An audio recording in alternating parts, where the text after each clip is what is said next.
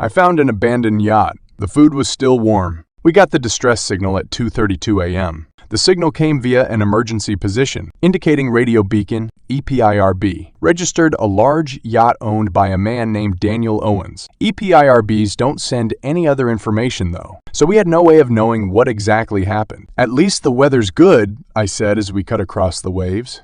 Yeah, but kinda makes you wonder what happened, don't it? Bobby replied, hands gripping the wheel. I don't remember the last time we had an SOS without a storm, eh? Who knows with these rich fucks? Kim replied, spitting over the side. They do all kind of weird shit. The ocean loomed ahead of us, pure darkness pierced only by our headlight. No one ever talks about how dark the ocean is. Not a single street lamp or window or car to break up the dark. Just pitch black in every direction. Well, it could still see the lights from the dock behind us, but it wouldn't be long before they were swallowed up. I'd been on several search and rescue missions before. Thankfully, they'd all ended well. But Bobby was right. They were all storm-related. Lay people not knowing the wrath of the ocean, thinking they can make a little trip into the water for someone's birthday or whatnot when the sky is raging above them and the waves are swelling into mountains. Respect the ocean, and maybe she won't kill you, my mentor had told me. Those words stuck with me, even a decade later. And then before I knew it, we were approaching the yacht. The lights were on, reflecting in the inky black water. Bobby shifted gears and we pulled up to it, slowly,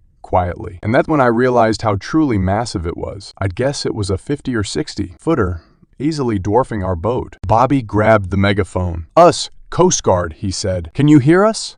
Nothing? Kim and I started with the rope. As we worked, preparing to board, I kept looking up at the yacht, but from the outside nothing appeared amiss. Golden light bled out of the tinted windows, reflecting placidly on the water. I heard low instrumental music playing somewhere. I didn't see any damage to the boat or people in the water. Kim boarded first. I went next. Bobby stayed in the boat, preparing to search the surrounding water. Kim slid open the glass door. After you. I swallowed and stepped inside. The doors opened up into a small but lavishly decorated room. Kitchenette bar area stood to the right, and a dining area with tables and booths sat on the left. That's when I noticed the food. Even though the room was empty, tables were set with food, as if people had just been there moments before. Glasses of champagne still bubbling. A fillet of salmon. A few bites missing. Lipstick smeared on a napkin. I pressed my hand to the salmon, and my stomach sank. It was still warm. They were just here. I glanced at my watch. 2:51 a.m. They'd sent the SOS not even 20 minutes ago. How did they go from eating and drinking to just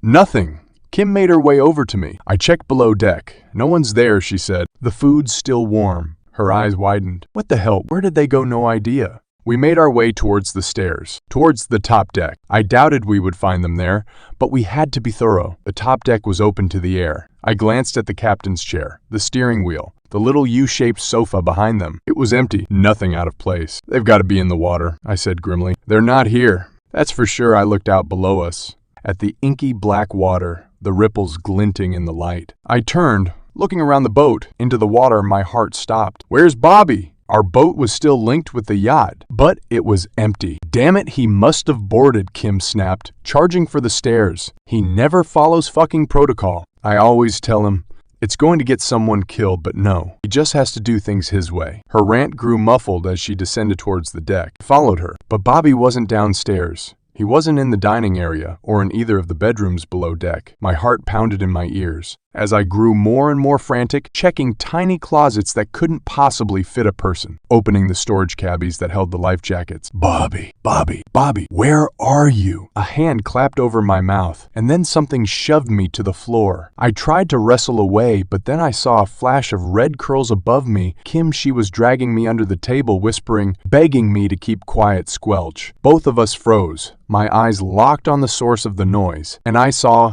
2 rubber boots on the carpet, rivulets of seawater dripping off them. I glanced up. Bobby was standing there in the center of the room, but something was horribly wrong with him. He was soaking wet from head to toe. Seawater sloshed in his boots. Streams of water ran off his sleeves. His skin was pale and bluish, and there was a patch of white, crusty salt along his jawline, almost reaching his eyes. And his eyes, they were pure white, pupilless, blank. Squelch! Bobby took another step. Squelch. And another. Kim's nails dug into my arm. We watched as Bobby, No, not Bobby, not anymore, continued walking towards us. I held my breath, shutting my eyes. Please don't let him see us. Please. Squelch. 2 rubber boots, right in front of our table. Squelch. He continued deeper into the cabin. I let out the breath I was holding. Kim's grip on my arm loosened. As soon as Bobby's steps sounded on the stairs, Kim whispered to me, "Run." I didn't want to.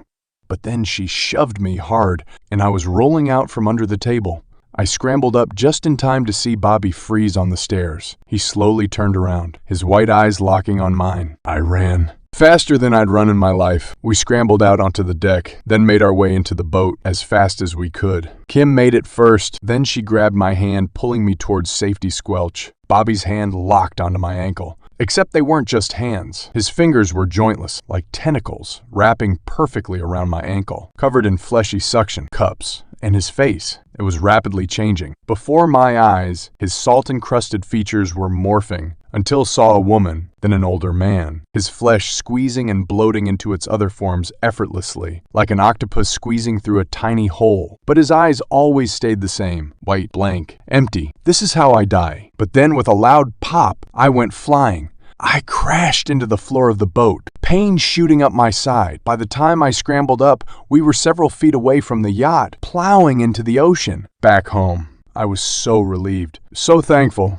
Whatever that thing was, I'd escaped it. I felt better than I had in years, like all my problems were tiny grains of sand. But now I'm not so sure, because this morning when I looked in the mirror, I noticed my face was encrusted with white flakes of salt.